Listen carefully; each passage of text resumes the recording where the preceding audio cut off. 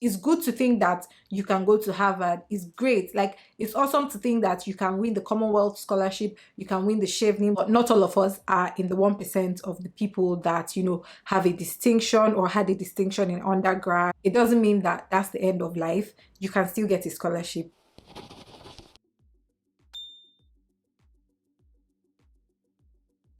Hi guys, welcome back to my channel. My name is Cookie if this is your first time seeing me, and if this is not your first time, hi, welcome back to this channel. Thank you so much for supporting me. And for those of you that are new here for the first time, please don't forget to subscribe, like this video, and leave a comment for me on what you think about this video and if it was helpful or not. The following tips I'm about to give you guys have worked for me personally and have worked for people that I have recommended it to. It has worked for my loved ones. It has worked for random people that I have, just like my friends, obviously, that I have given this advice to. And I hope I don't hope, I know it's going to work for you if you do exactly what I say. The first tip I have for you is to niche down your search and be realistic, right? I'm a very practical person, and I'm not going to sit down here and tell you apply for Chevening or Chevening. I'm not really sure how that's pronounced, or apply for the Commonwealth. All those ones are great, but the chances of you getting those ones are almost like 1 in 1 million, even if you have very, very great, like a very great result. In which case, I know you tapped on this video because your result is probably not a distinction, but you still graduated, so heck, you deserve some form of scholarship, right? So in this tip, I'll say, instead of looking for scholarships that are very popular and are already overcrowded and extremely competitive, I'll say you should look for scholarships that are really niched down and that are not as popular.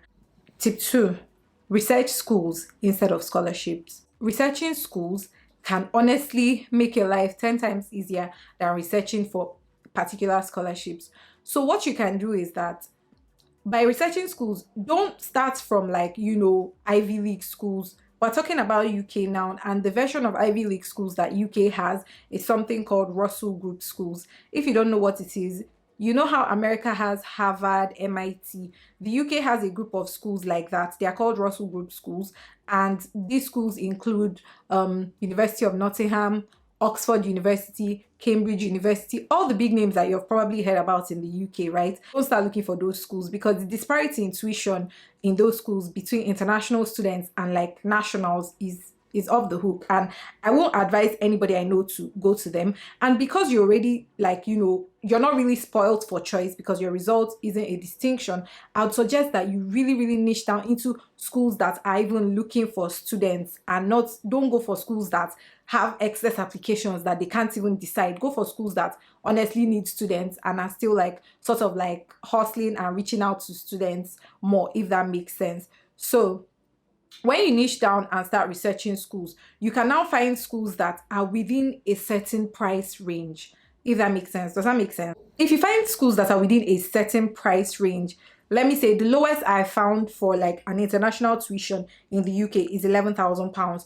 Don't freak out just yet. I know you don't have any money to pay for the school fees or the tuition, but just hear me out. So the lowest I found is 11K. So let's say you find a school that charges 11K for your tuition as an international student, and then you now further search, and then you see that they also offer funding, international funding for international students.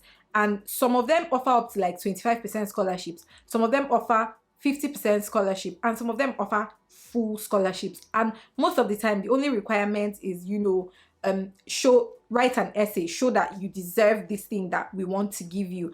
And obviously you're going to show things that you've done in the past, like, just writing a convincing essay and telling them, oh, I've done these things in the past, I'm really passionate about this course that I've applied to, so, and like sort of like explaining it. Real quick, let me just plug myself in here. I offer like guided coaching, and if that's something you'd be interested in, please email me at this is my email right here. So just email me and tell me what you'd like, and then we can see how we can work together. So just most of the time, what these schools want is for you to say, okay, this is what I can do, this is what I can bring to the table for your institution, this is how I think this thing will benefit me. Just put in the work. Remember that you already don't have the grades, so they need to see that you're willing to put in the work and actually excel in like said environment, stuff like that, right? The next tip I have, tip 3, is apply to multiple places, right? Apply to multiple schools. So you've niched down, you've decided, okay, I've niched down, I've narrowed my options, I've chosen not so expensive schools so that when I get the scholarship, it will be very, very affordable, if not a full scholarship, right?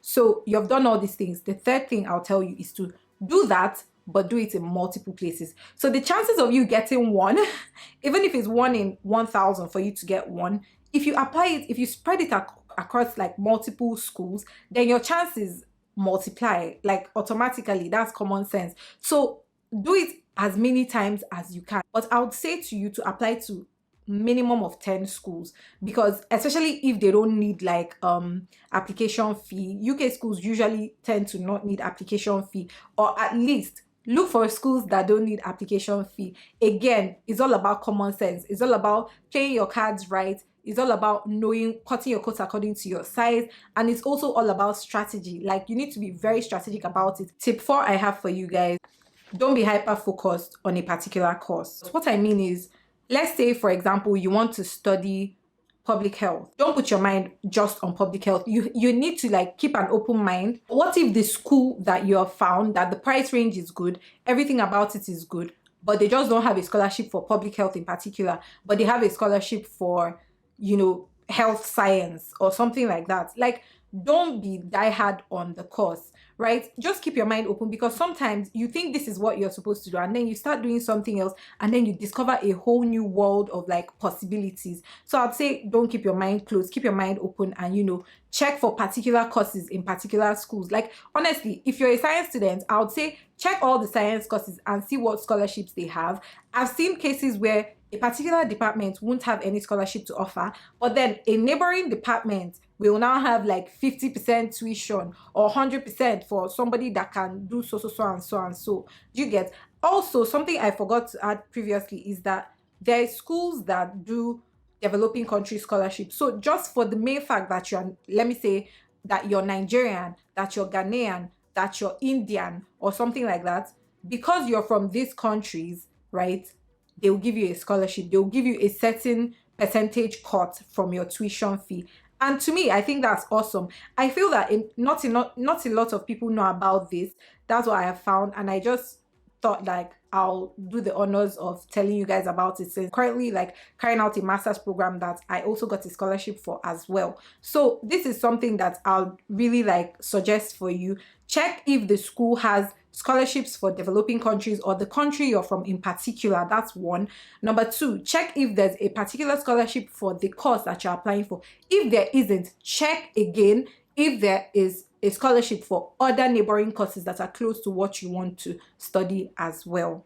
That's that. So I think that's even 2 tips in one. For my tip 5, I would say be willing to do what it takes, right? Some schools that I'll say, they'll require you to like write 2 essays, write multiple essays, answer multiple choice questions, you know, make video entries for the scholarship.